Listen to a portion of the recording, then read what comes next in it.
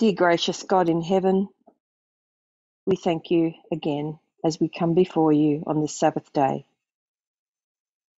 We thank you for the blessings, for the mercy, for the opportunity to come together as we are with all of our Oceania family. It's such a blessing that we would never have been able to easily do in person. So it's such a blessing to be able to do this on a regular basis. We ask now that as we come together, that you'll please help your Holy Spirit to work in our hearts and minds, that you will help us to see the things that we're going through, in particular in the light of the current issues that we are facing with the current test. And I ask for a blessing, not just on the hearers, but on me, if you can help me to say the right words and present in a way that will be a blessing to others. And I just thank you again for your mercy and your goodness. And I pray all these things in Jesus' name. Amen. So yes, as I was saying, Elder Tess has done numerous presentations really that discuss these topics, and she's been developing these themes over the last few years. And in particular, what I'm looking at today touches on some presentations that were done earlier in this year in Brazil, as well as going back to earlier presentations from March in 2021. But I'm sure there's other talks that are also relevant. So what I want to cover today, just to give you a brief outline, is I want to look at the line of Eden to Eden again, but in a condensed version. And then I want to take a look at heaven before sin and the government of God. I'd like us to get a deeper understanding of that, and then a little bit of a look at Eden before sin and compare the two types of government that were proposed, God's government and then Lucifer's alternative, and of course the consequences of sin and where that sort of has left us today, given where we are on that line. So it's interesting this morning actually that Rachel's talk showed some relevance, or the relevance of male activist movement and the impact on culture and what that's having in regard, the effect that's having on, in particular, on gender equality. And so some of what I'm covering today is definitely relevant to what Rachel was talking about. In particular, things like she was talking about Gamergate, obviously, but what I wanted to look at is how it really stems from the beginning, and now we're looking at how these male activists are basically wanting to put their freedom as being far more important than any sort of equality of women. And so we can see from what I'm going to present, I think, that how this all started. So that's my prayer anyway. So I'll just write on the board, so we'll just discuss this on the board. I wonder if I can easily I'll just ask some questions in a minute, but for the most part, for the moment, let's just start with this. So this line is representing Eden to Eden. Hopefully you can all see that okay. Sorry about the screens reflecting if I turn them down, I won't be able to see them, so I can't turn the lights on those down. So we've got the Eden to Eden line, and we know that what the purpose of this presentation that Elder Tess did was to show how God's character is to be restored in humanity. And so that's why I've titled it God's Government Restored. And Eden to Eden, we sometimes refer to it as the line of restoration. And we know that it started in heaven, and we know that it finishes in heaven. And just before I get too far in, if there's any problems with my audio, someone just let me know and I can maybe change it. I've made some adjustments. I'm hoping it'll work okay. So we know that the line starts in heaven, it finishes in heaven, and we also know that sin began in heaven and it will be finalized in heaven. And what we have here is when sin went from heaven to this earth. We know it went to Eden, and it's going to restore Eden in the new earth at the end. So what we're looking at is an example. This study was able to open up to us the path we are having to take in order to be restored to that state. And we know that in heaven, when sin began, Lucifer misrepresented God's character and his government. And he set out to make God's government look ugly and his own government look beautiful. And the consequence of that fall for Lucifer and the fallen angels was to be thrown out of heaven to this earth, to Eden, via aggressive communication, is what Elder Tess called it. And on this earth, Satan began his work to deceive Adam and Eve and to unite the inhabitants of this earth in his warfare against the government of God. So the first achievement in his goal was here, where we have the original sin and the fall of humanity, which began with the sin of Eve. And on a superficial level, I think as Adventists, we've often looked at that as a sin relating to diet, which was extremely superficial. We've come to understand that there was much more involved with that. And it was more of a test of allegiance, a government based on equality that God presented, or one that was based on individual choice and freedom to do whatever it was you felt fit to determine your own course of action. And of course, the consequences or the curse that was resulting from that has given us a lot more detail on that. So we've come to understand the fact that what's actually evolved from that fall was issues around gender. We've seen that it's basically established a developing sexism in the world, and basically patriarchy has been the established issue right from the fall. So the original sin, if you like, was involving all of these issues.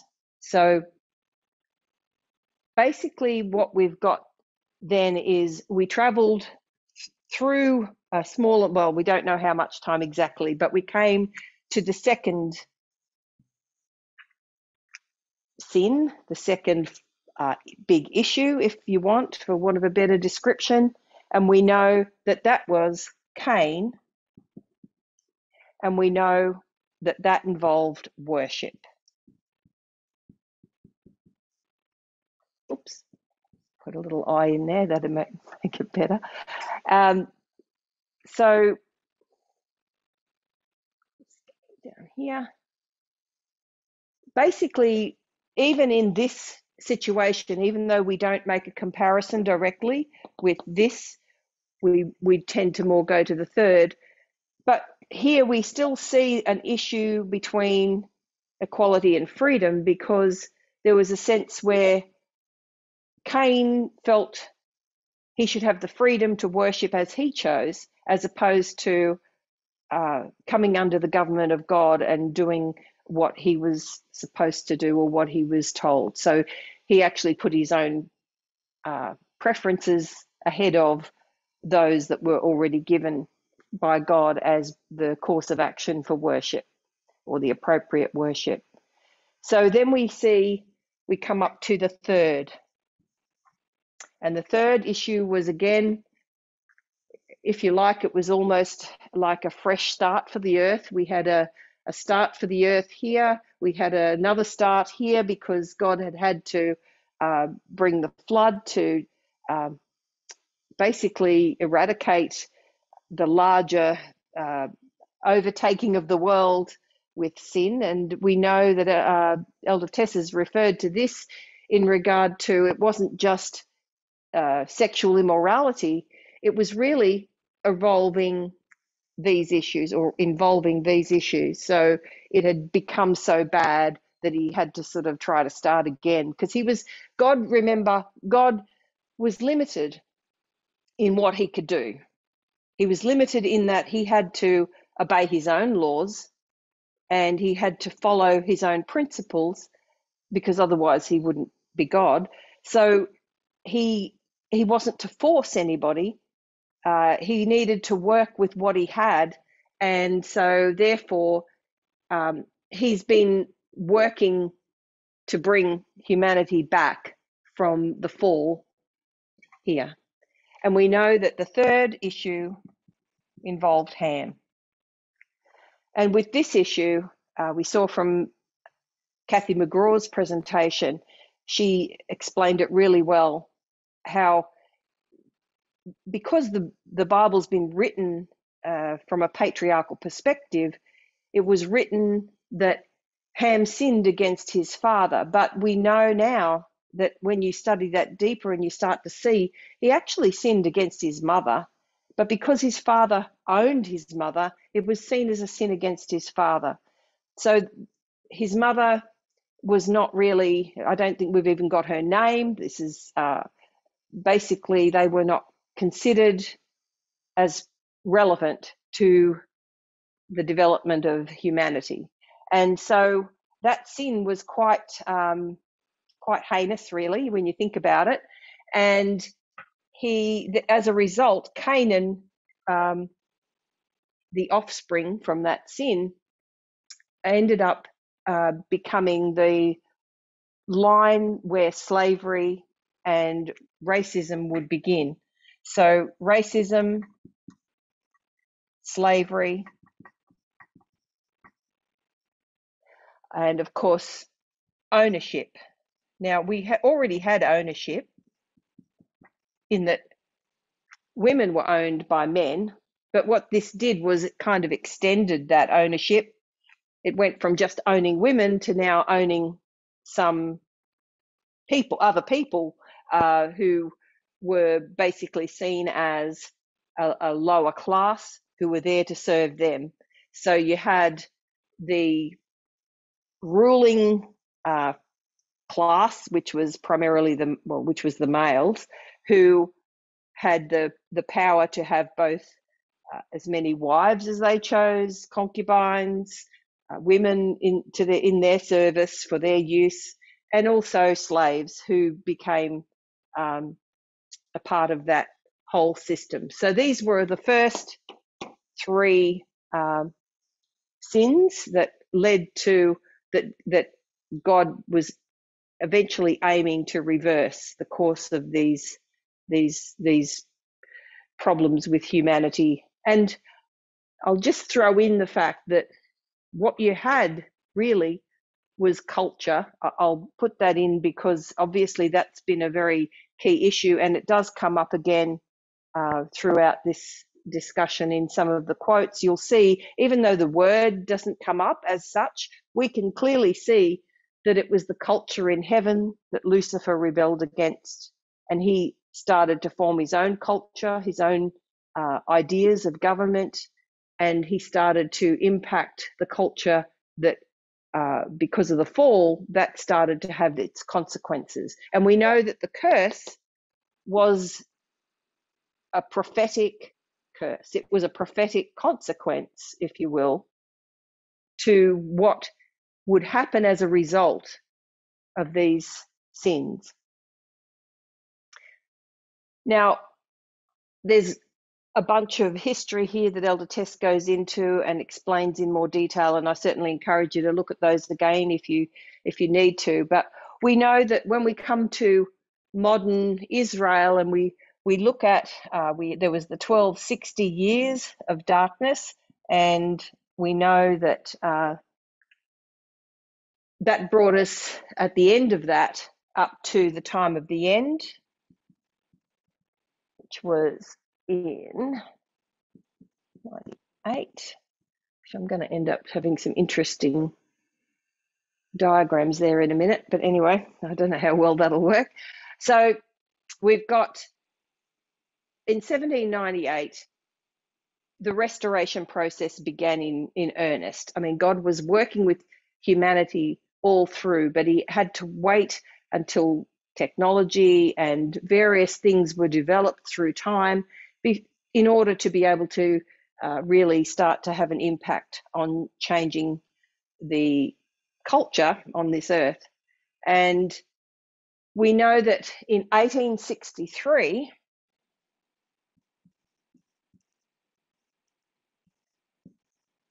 we can see here that there was in the United States a civil war, and it was all over the issue of slavery and racism. And this obviously came from, this was the failure, and this was where God's people were able to determine that this was wrong.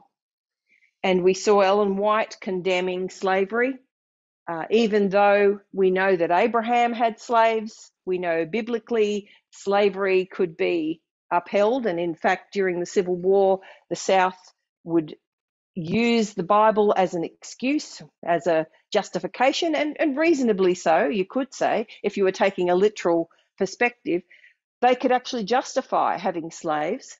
And Ellen White said, no, that's wrong.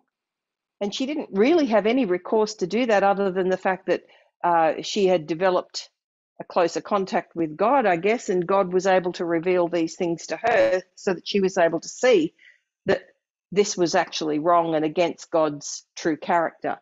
So that was the first step backwards, if you like, or step back towards restoration. And then we had the issue of, in 1888, of the Sunday law issue. And this was a worship issue, and God's Sabbath was recognized again as being the true day of worship. And we know that there was both internal and external events. Here there was internal, external events as well, but primarily internal and external events here.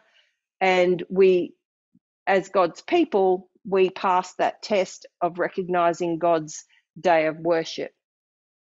And then we come to our time of the end, because this was the alpha of modern Israel, and now we're into the omega of modern Israel. And our time of the end began in 1989, as everybody here I'm sure is aware. And our test now is which one? Obviously it's this one, because we've done the other two and we're going backwards. We started here and we have to finish here in order to complete this restoration process. And it's God's people in particular that really have to come to a much clearer understanding and a better understanding of what God's true character and God's government is really like. And I think for many of us, perhaps that's been a challenge as we've gone through this process, because we thought we saw, I suppose, a pretty version, for want of a better way to say it, of patriarchy. In other words, Ellen White in her day painted kind of a nice version of patriarchy. She did stand up for some things in her day, but it wasn't her test. And that's why she didn't really have the same disdain for sexism and patriarchy that she did for slavery, because that was their test in that time period. And for us, of course, we have this test here, and we need to see it. As Elder Tess said, Ellen White saw it through a glass darkly, but we need to see it face to face. We need to see it for what it really is in all its ugliness.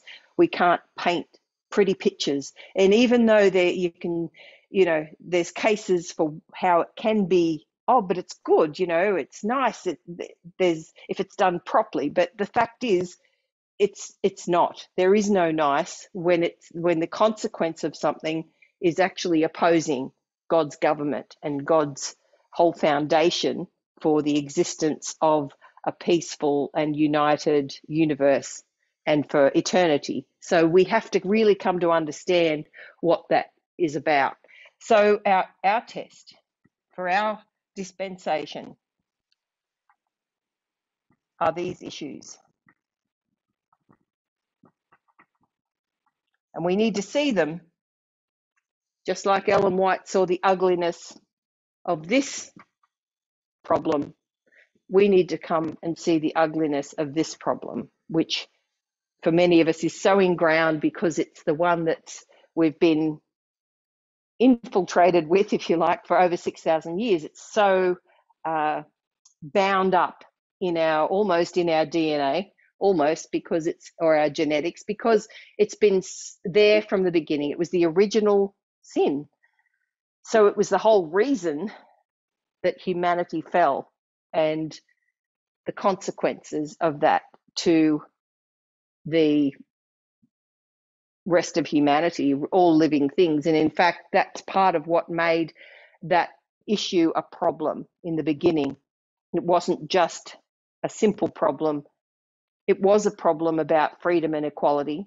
It was a case of whether Adam and Eve could have the freedom to choose what they wanted to do, and even if it meant inflicting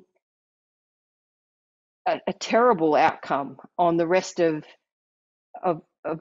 humanity, the rest of creation, all living creatures would from then have a consequence as a result of them exercising their freedom in a way that which was contrary to God's instructions. So we've been having this consequence go throughout this line, if you like. Now, I think the other thing that we need to really acknowledge is the fact that the effects on women have not just been on women. Anyone who demonstrates anything that is not an apis bull mentality, in other words, it was the patriarchy, the strong male, the image that was worshipped, really. And anyone, whether they were female or whether they were male, who demonstrated what they perceived as feminine qualities, basically led to a discrimination against the LGBTQ community as well. And we know this today in particular because we've seen a lot of the ramifications of that. I think technology has certainly made it a lot clearer for most of us to be able to see the effects because we've got things like the internet and computers and we can communicate so readily. The fact that we're able to have these meetings on Zoom. I mean, technology today is vastly different from what was available throughout this part of history. So we can see a lot of times the effects that this is having on these communities that have been discriminated against. And this is a direct result of patriarchy. And so I think, I'm just thinking that's double checking if I've covered everything that I wanted to cover. So yeah, so what we're looking at really is the consequence of sin here and just a diagrammatic view of the restoration process. And this is why this is how we have been able to determine what our final test is. And we are in that testing time now. So it's critically important, it's eternally important that we are able to be willing to challenge long-held views and thoughts so that we can be passing this test as we go. And I'm sure God will be bringing up issues for each one of us, depending on where we are and what we're used to as far as our own individual societies and cultures is concerned. So I just want to look at a couple of quotes now. I want to go back and have a little bit of a look at heaven and what it was like before sin. So I'm just going to share my screen.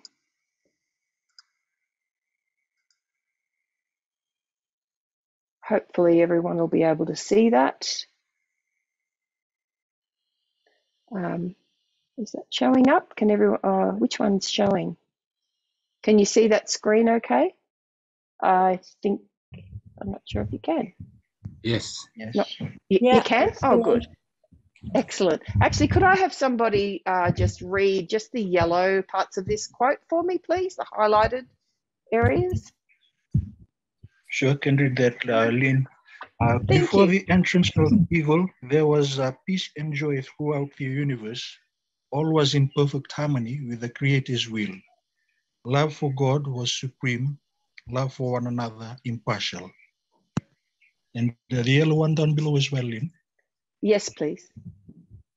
And to Christ equally with the Father, all heaven gave allegiance. Thank you, Lynn. Thank you very much. So I want to pick up on that word there that's impartial. And I just want to say that, well, actually, before I pick up on that word, I'll just make a little list here of things that we got out of that quote. So love for God, and we had peace, joy, harmony,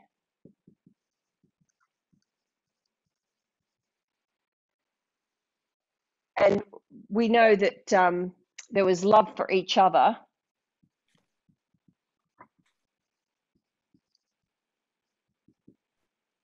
And the word impartially was there.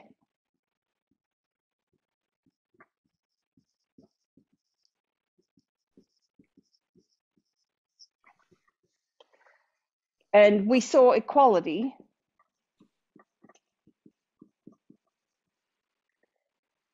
In other words, Christ was one with God and Christ equally with the Father.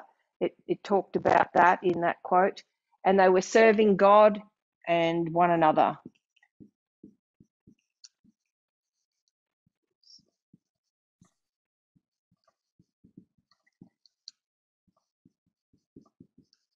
Oops, there we go. Right, so these points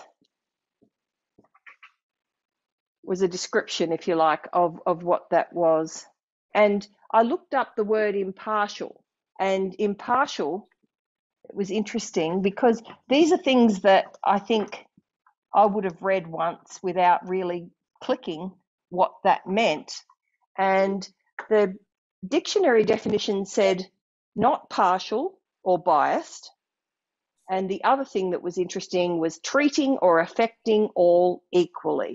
So really, it's another word for equality. Everyone was treated equally, impartially, without bias. And I thought that was actually really insightful. It's built into the message, yet it's not something we've picked up on over the years, I guess, until it's been brought up by Elder Tess and different things that Elders Parminder and Tess have been teaching. So God's government really focused on equality, and without it, you couldn't really have genuine love. We often say God is love, and of course he is, but obviously that love was specific and equality was a part of that. So from that past quote, I just want to make a quick reference to this quote, which is following on. It just says, the law of love being the foundation of the government of God. So the happiness of all created beings depended upon their perfect accord with its great principles of righteousness. And God desires from all his creatures the service of love, homage that springs from an intelligent appreciation of his character. He takes no pleasure in a forced allegiance. To all he grants freedom of will that they may render him voluntary service. So basically we've got the foundation was the law of love, and we have that there was the great principles of righteousness and voluntary service, freedom of will. So there was freedom.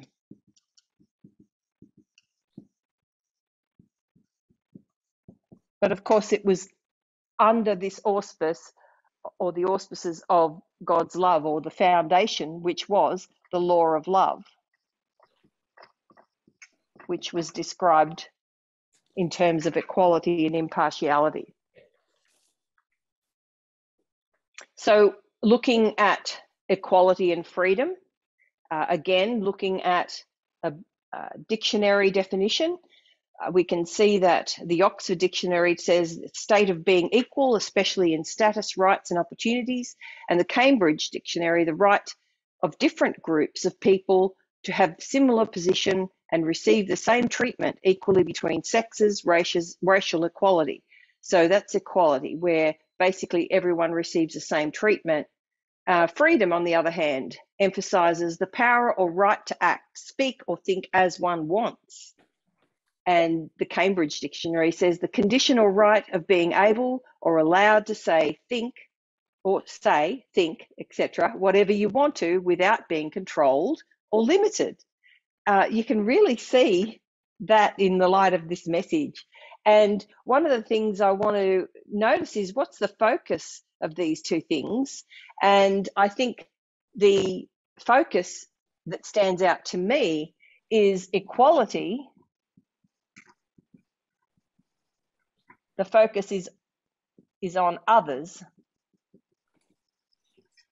Freedom, the focus is on self.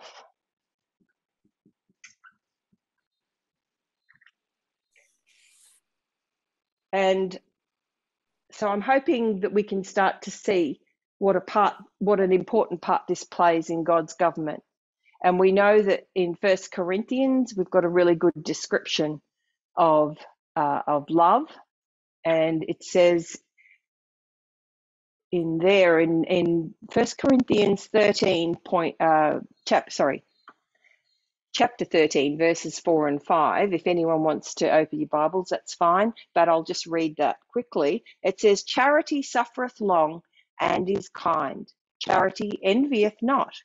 Charity vaunteth not itself, is not puffed up, doth not behave itself unseemly, seeketh not her own, is not easily provoked, thinketh no evil. I'm sure all of those words are familiar to everybody here. And I think now as we're reading those verses through slightly new eyes, hopefully, we can see it's interesting that they say seeketh not her own. There's a feminine emphasis put on that. And I think that these are the subtle things that come through, that these are feminine qualities, but really they're not feminine qualities. They're actually God's qualities. And that, not that God's not feminine, but he's not either. He's not, it's non-gendered. In other words, it should be non-gendered, but we've kind of had that infiltration of the feminine being a loving characteristics and feeling and caring and all of that. So charity vaunteth not itself. Vaunteth means it's not boastful. So love is not boastful.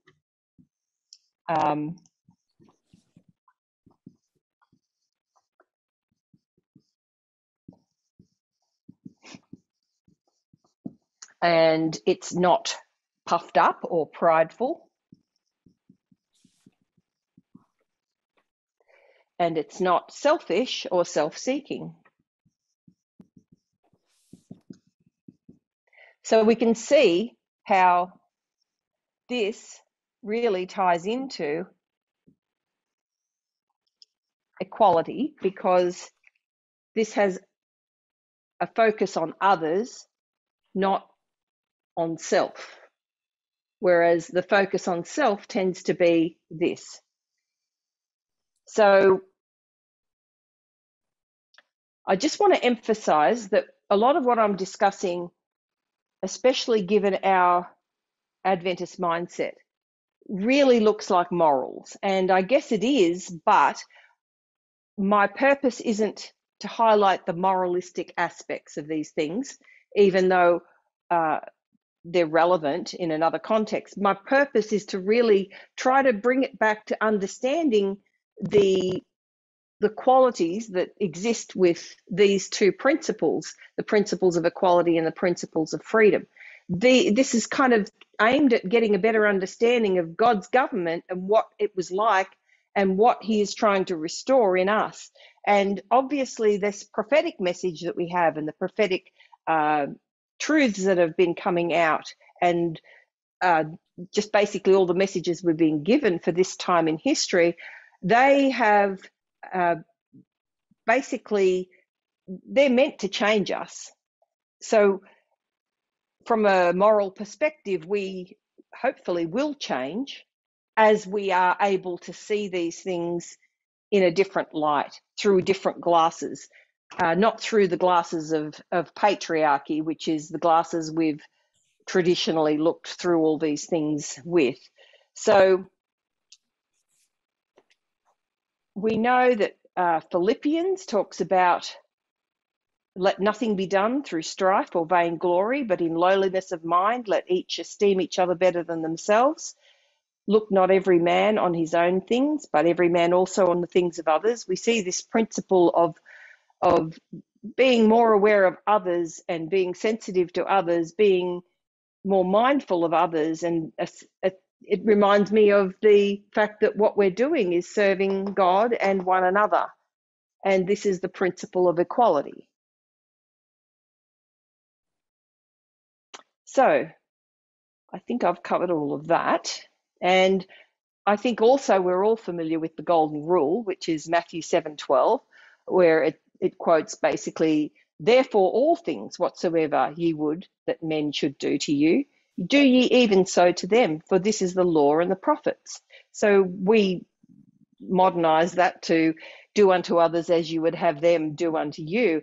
And to me, that's really another demonstration of equality, because obviously you want to be treated as you want to treat other people as you want to be treated yourself, which to me is another definition, or it fits in with the principle of equality. So the other thing I want to address is gender, because obviously when God created Adam and Eve, he created gender. But we know that there was no gender in heaven. So even though it doesn't come out as a part of God's government, I think it is relevant to us to understand there is no gender, because as human beings, we tend to, what we see is all there is. We have genderized heaven, either intentionally or unintentionally.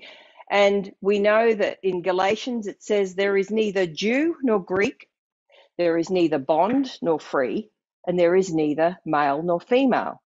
And I just want to have a closer look at those things, because really what that verse says in Galatians 3:28, it obviously says neither male nor female. So I'll just put Galatians 3:28. So there's neither male nor female means no gender. It also says neither bond nor free. So there is no slavery.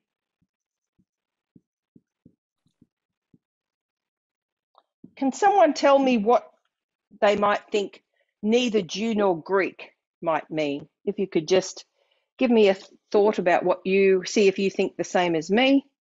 What would you suggest they're talking about there? My first thought was race, but in actual fact, I don't think it is race. Even though it's connected, race was connected to the issue, I think this is another issue. Can someone else maybe tell me what they think this is referring to? Neither Jew nor Greek. Hi, Lynne. Yes.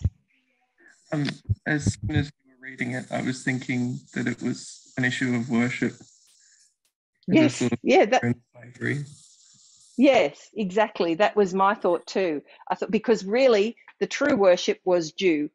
If you weren't, they referred to Greeks, which was really like a general term for non-Jews, for their world. That's what existed. And you had the true worship or the false worship. You had God's worship or paganism, which is Greek, Gentile, another term. So really, I believe that was actually referring to worship. And in heaven, it's not that there's no worship, but we know there is only true worship. So you could say no false worship. So there is just one worship. I mean, that's, I think the point is it's united in one worship, true worship. And I just thought it was really interesting that we ended up with the three issues repeated there. It was something that I thought was quite interesting. So we also know that in Matthew 22:30 it says that that there'll be no marriage or given in marriage because we will be as the angels of God in heaven. So we know that in heaven there is no gender, and I'm going to add that to this list because I think for us that's an important thing to remember at this time in history. And there's no gender, no slavery, no false worship.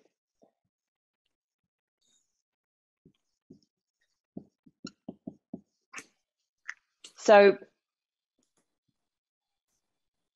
God's government, I think you could say, was based on love, unselfishness, righteousness, equality, and freedom under the law. In other words, there was freedom in heaven, but it was always under this, it was referred to as the law of liberty because law came first, liberty came second. It's important to be free under that and to have free will. And that's why Satan or Lucifer was able to reject it, because he did have freedom, but he didn't keep that freedom in the constraints of equality. So we know that on earth it was a similar problem. Basically, Satan came down with the intent of forming his own government, forming an opposing government to God, where he could prove the superiority of his way of seeing things, where all beings should have the freedom to govern themselves. And I think that when you start to understand libertarianism, you start to see how this was really what Lucifer was proposing, libertarianism. You know, we shouldn't have rules. Angels are perfectly capable of, you know, they're divine beings. They're perfectly capable of knowing what's right and wrong. They can choose for themselves. And basically, he was really putting forth that libertarian perspective. And he's presented that same thing to Adam and Eve in the Garden of Eden. Basically, you can have the freedom. You can know that, you know, you can be as gods, and you don't need to be restricted. It's just, and he basically misrepresented God as lying to them. No, you shall not surely die. And they should have known better. Well, they did know better because they'd been taught. And this was important. God instructed them of all of the implications that would happen should they choose to follow an alternative, if you like. And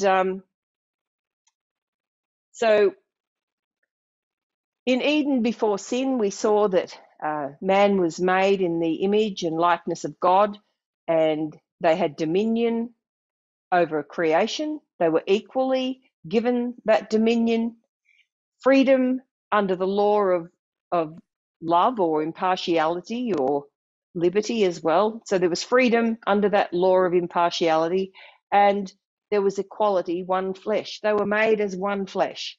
You can't be more equal than one flesh.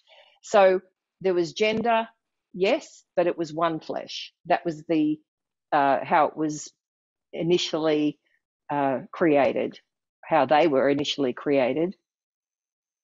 And Ellen White actually discusses in The Present Truth that it was the glory of Adam and Eve to obey God's requirements. This was before sin entered the world. They lived in perfect conformity to his will. Not a cloud rested upon their minds. No doubt or uncertainty in regard to their moral obligations. All the strength of their affections was given to their heavenly Father. A beautiful soft light proceeding from God enshrouded the holy pair. And then it just says that God was their teacher and the beauties of nature around them, his lessons were repeated. So it was Can a I have that quote, Lynne? beautiful scene. Yes, absolutely. That quote is The Present Truth, January 7, 1897, paragraph 1. I'll just write it up here as the short version. Just where's a good spot? Here we go. I'll try here. PRT, and it's January 7, 1897, paragraph 1. So that's that quote there.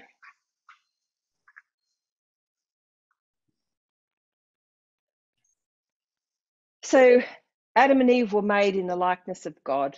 They had dominion over creation. We've already covered all of that, and they were one flesh. But we can also say they were conforming to God's will. They lived under his government, and they obeyed the love, equality, service, peace, joy, and harmony. They were living under this rule.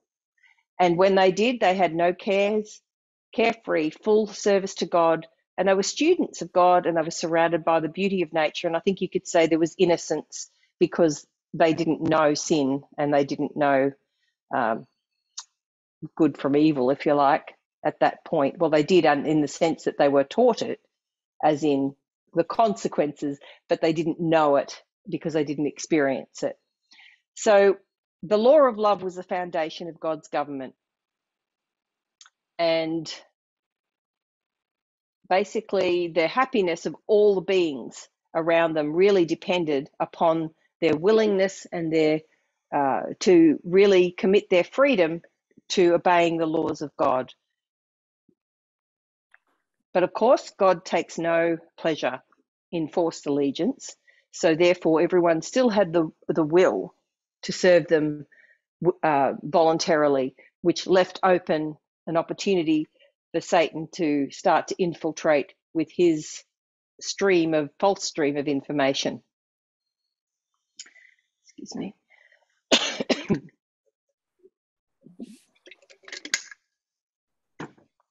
So basically, Lucifer, who had misused his freedom, set about to corrupt humanity by encouraging them to misuse theirs.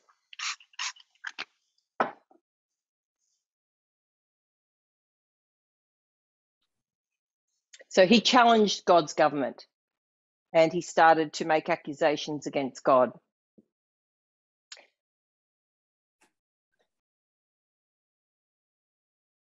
So I'm just having a quick look at my notes.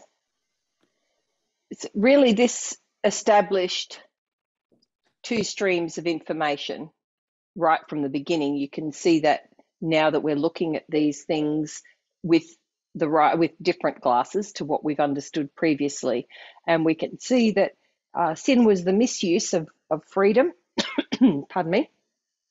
It involved pride, self-centeredness, and self-serving, and that's really what represented the freedom that Satan was proposing.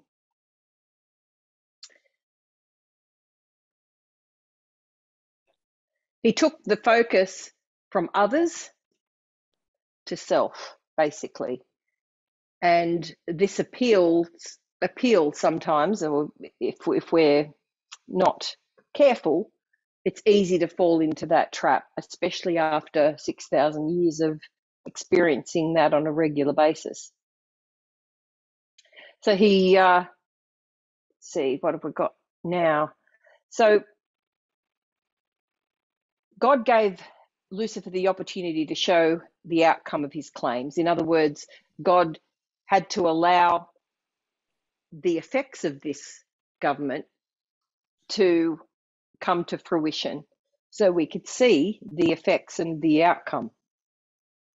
And the true character of the usurper and his real objectives must be understood by all. Excuse me. So it took time to manifest himself and his wicked works, and Ellen White talks about that in Patriarchs and Prophets, page 42, paragraph 1. And then she goes on to say in paragraph 2 of the same quote, the discord which his own course had caused in heaven, Satan charged upon God's government. Now here we see the switch. In other words, he was the usurper, but he wanted to blame God.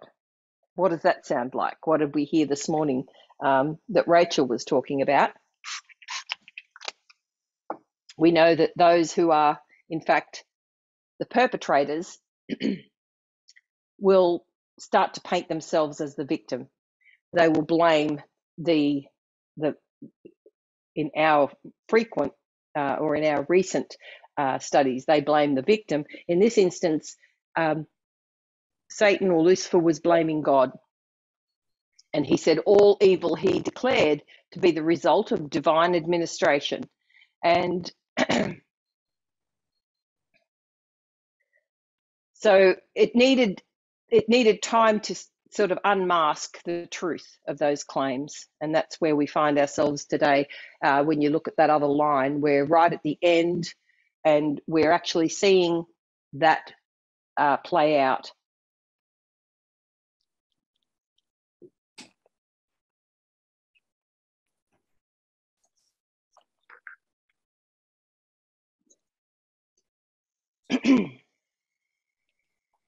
So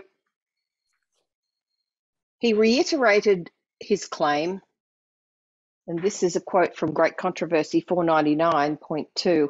It says, he reiterated his claim that angels needed no control, but should be left to follow their own will, which would ever guide them right. He denounced the divine statutes as a restriction to their liberty. So liberty, we know, is freedom. He was claiming that God's laws restricted their freedom and declared that it was the purpose to secure the abolition of law.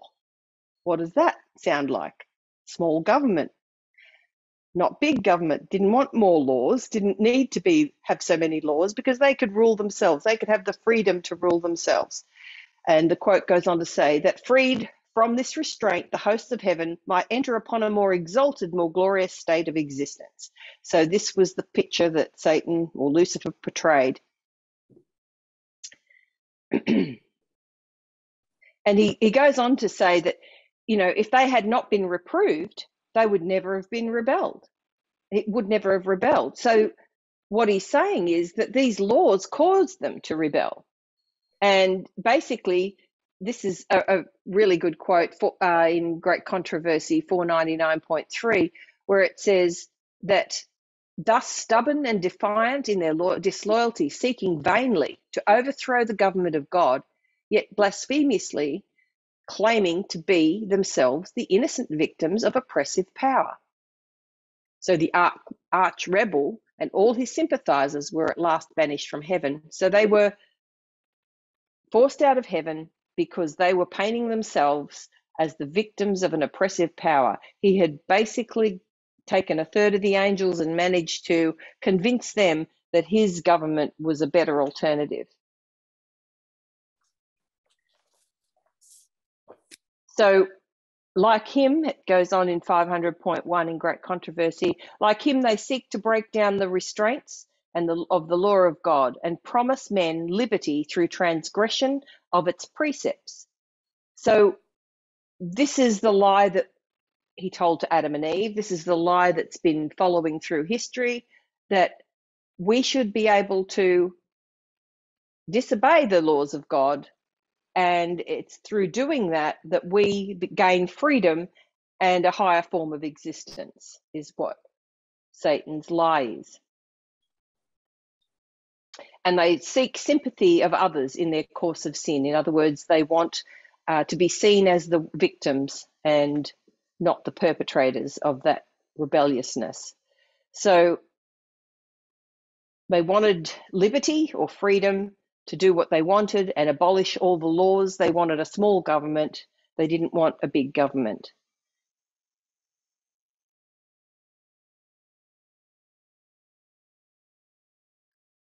So they were abusing those freedoms in order to paint themselves as the victims, if you like. So just moving down.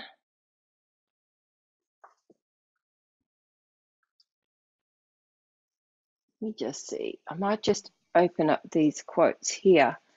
And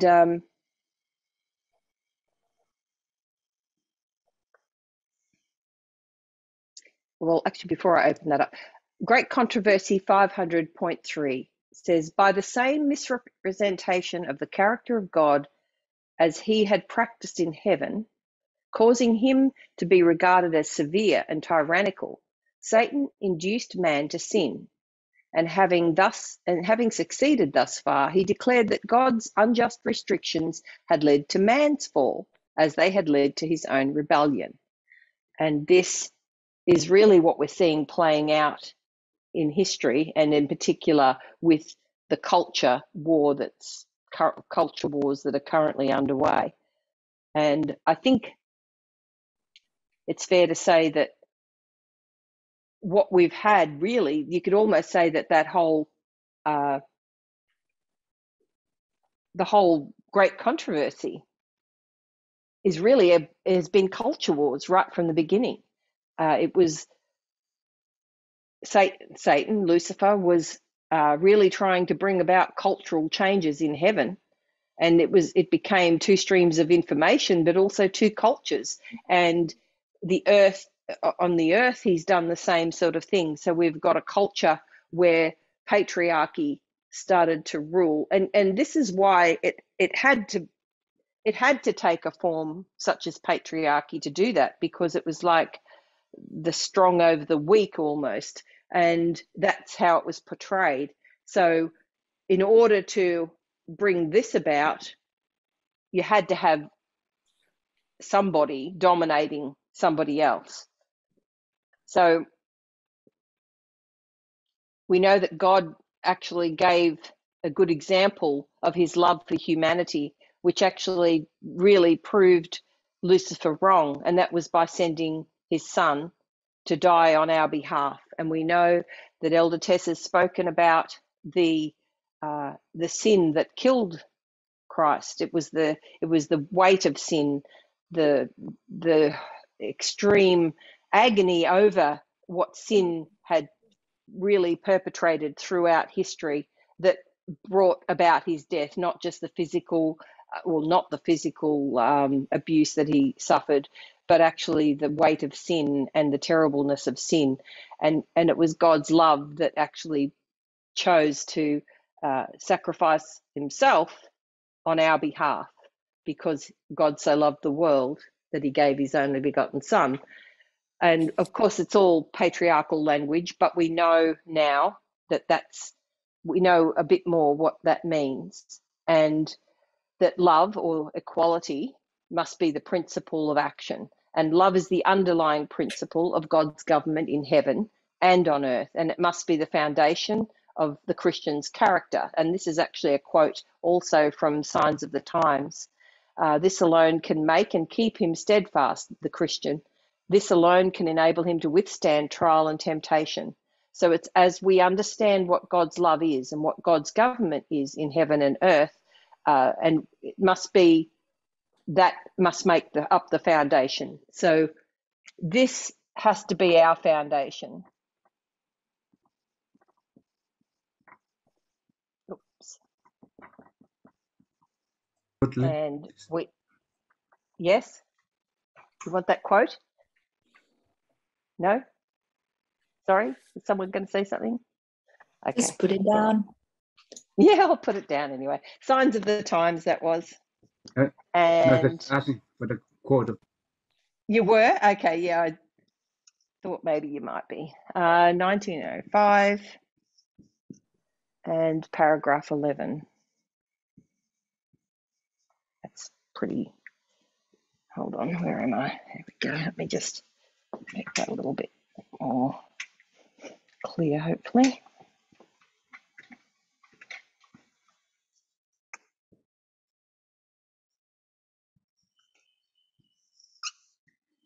So paragraph 11. And so that more or less brings us close to the end. Basically, we saw the rebellion in heaven, the rebellion against God's government.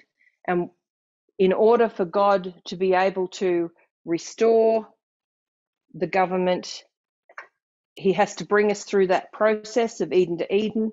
We have to pass those tests, and we have come to the conclusion of the great controversy, if you like, on this earth. We're at that concluding stages where the first sin, we now have to have that as our final test. And so we see that the importance of gender equality, when we start to look at this whole picture, we can sort of start to see it a little bit more clearly, I hope.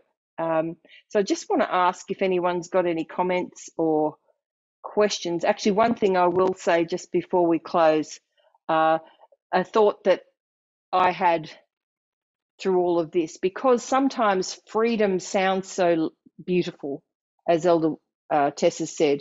When you look at the libertarian portrayal of freedom, it sounds quite lovely if you only looking at the surface.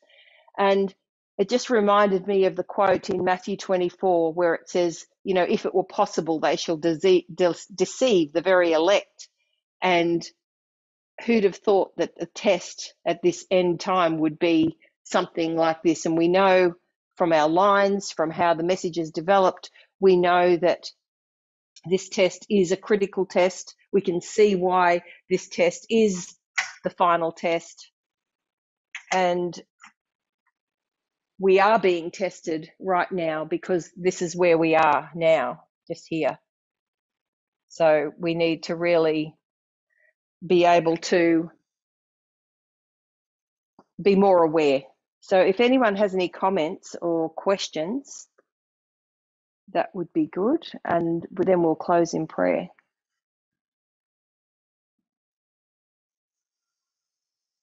And if you don't, that's fine too. You must have done a Raymond, very good job. So we have we have no questions. Thank you. I'll take that as the case. Thank you, Josephine. I see, Raymond, you had your hand up. I don't know. Oh, that's now. So I haven't missed it too long. Anyway. Yep. Did you want to say something, Raymond? Sorry. Yeah, I just had a question. When I remember when Elder Tess was going over this recently, I can't remember if she sort of mentioned it explicitly or if it was just something that came to mind, but that choice between freedom and equality, you know, the choice that Adam and Eve made in Eden didn't just affect them, it affected the animals yes. as well. And so yes. I'm just wondering, does our sort of approach to, you know, plant-based diet and veganism and whatnot, does that play into that? I was visiting my brother in April, and we were just talking about it, and he sort of pointed out something that had never occurred to me before. So, like, you know, as good Seventh-day Adventists, we weren't super strict. We were vegetarian, not vegan. But he's like, the dairy and poultry industries, when you think about it, only affect the female of all those animal species. I've never considered that before. I was like, wow, even those choices are sexist. So is that part of that Eden to Eden thing as well? That's actually a really good point. And I think that it's fair to say we know that Adam and Eve were instructed that the result of sin would impact all creatures. It imposed death and suffering on all creatures, all living creatures. So I think it's fair to say that that is all part and parcel of that whole original sin situation. And yeah, it's an interesting thing. And of course, it's the females that breed, if you like. So therefore, it kind of is understandable how they have been, even female animals have then been brought into that web, if you like, by default.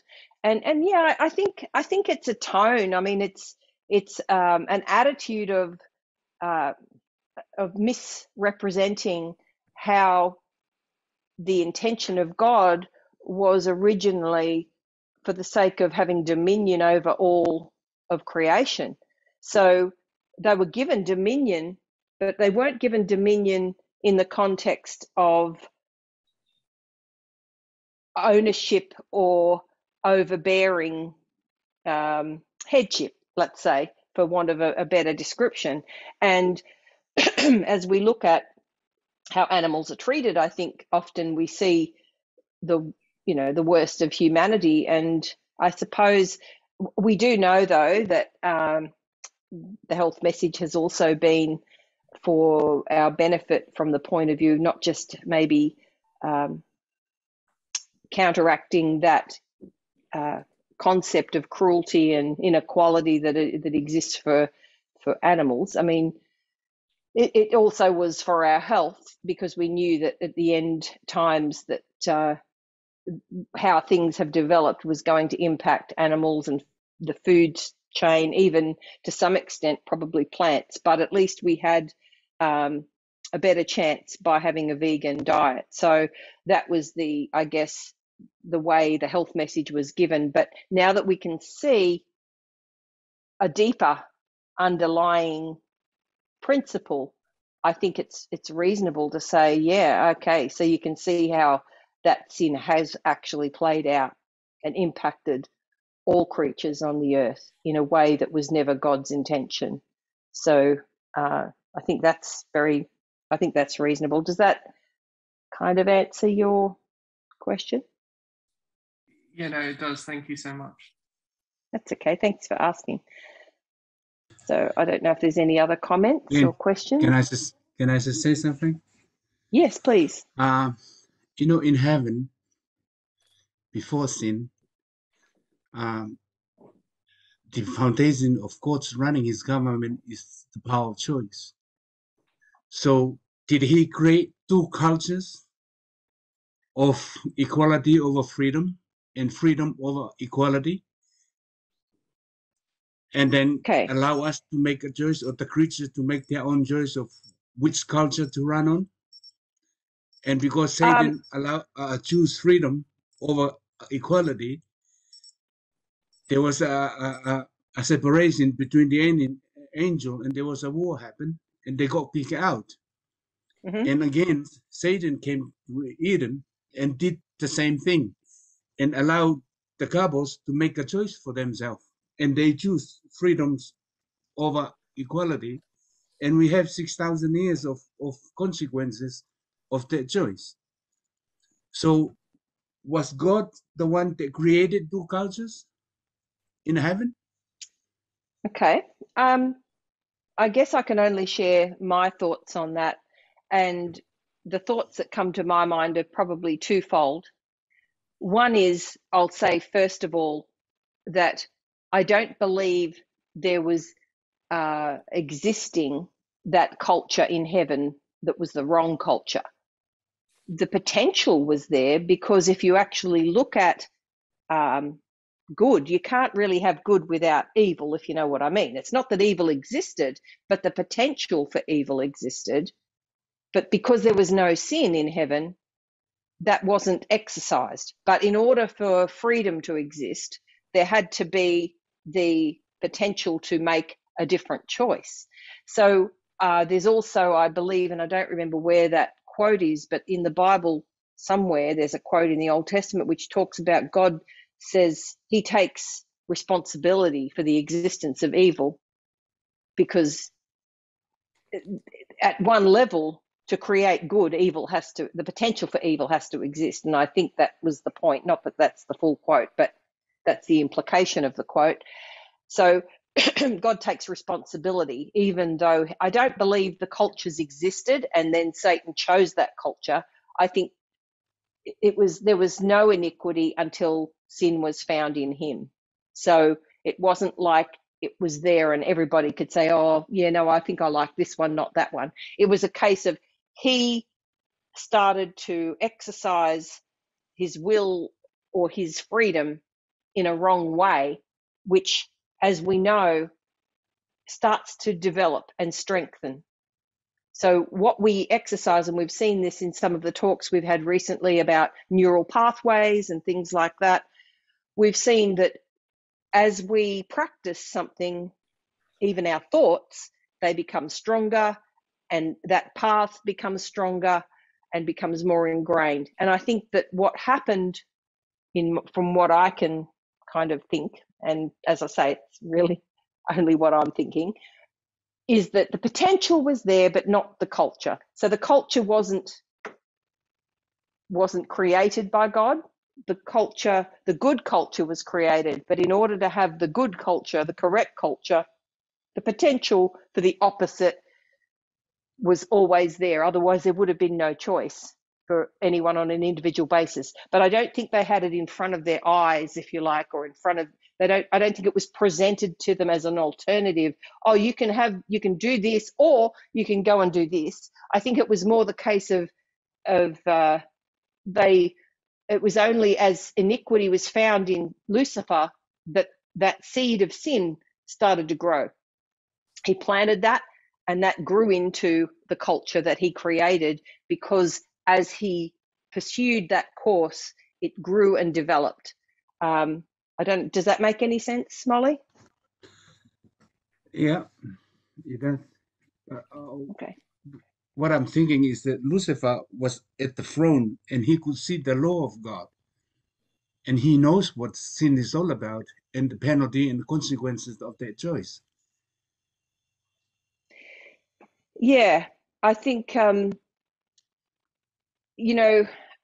order, he would have, I guess, there would have been some recognition of the fact that by disobeying God, or by choosing to oppose the government of God, he was treading on dangerous ground. And I believe Ellen White talks about how he actually did realize his mistake at one point, and he realized the error that he had made, but he'd gone too far, and consequently he was not able to be rehabilitated or taken back, because his mind had become so corrupted by the course of action that he had taken. So I don't know. I mean, even when you're told something, and I don't know if this is the way it was, but even when you're a little child and you're told, well, look, don't touch the stove because it's hot and you'll burn yourself. You don't know what that feels like, really. You know that you're going to hurt yourself, maybe, but you don't fully appreciate until you've touched it yourself, and you go, okay, now I see. And maybe there was an element of that where it was like, instead of just believing God and accepting what God had said, there was this element of rebellion, a seed of rebellion that started to sprout, where, well, I want to see for myself. Is this true or isn't it? So, yeah, I don't think it would have been really demonstrated to complete fruition. And in actual fact, it wasn't, because that's what this great controversy is about, isn't it? It's actually to show the ramifications of Satan's government. In other words, it's to really allow everyone to see the full consequences of sin, for the whole universe to see the full consequences of sin, so that sin can be finally eradicated at the end, because it wasn't evident, the full ramifications. It was said, you know, this is the best way, but it wasn't necessarily, the full consequences weren't really fully appreciated until it was acted out and taken to its eventual end and conclusion. So I don't know if that helps. That's okay. Thank you for the question. So I think that brings us to a conclusion for this morning, and just want to thank everybody for listening and for participating when required. Thank you for that. And if we can have a kneel in prayer, if we can kneel to pray, that'd be great, or bow your heads, depending. So we'll just have a prayer to close. Thank you. Dear God in heaven, again, we just thank you. We come with thanks and appreciation for all your mercy, your watch care, your just graciousness toward each one of us. You work with each one of us in a personal way, often, as well as with us as a collective. You are showing us through external events the course of the ramifications of Satan's government. And we can start to see how, even as a church, there has been a time where we were caught up in a lot of that false thinking without even really fully realizing what we were caught up in. And we just thank you for the messages that have brought us out, that have shown us, given us a glimpse more of your character. We pray now that as we continue on with our Sabbath day, that you will continue to work in our hearts and minds, that you will make the choice we have between freedom and equality, or equality and freedom, that you'll just help us to see how since the beginning, since the original sin, the fall of humanity has really brought about all the evil in the world. And it was that original sin which involved oppression, which involved sexism and the system of patriarchy and headship to actually control the world and all its resources, that has really brought about all the evil in this world, all the consequences. We ask for a clearer insight. We pray that you will make it a part of our character to have your character. We ask for your character to be imbued in us. Help us to live by that. And again, we just ask for your blessing on each one. And we pray this in Jesus' name. Amen.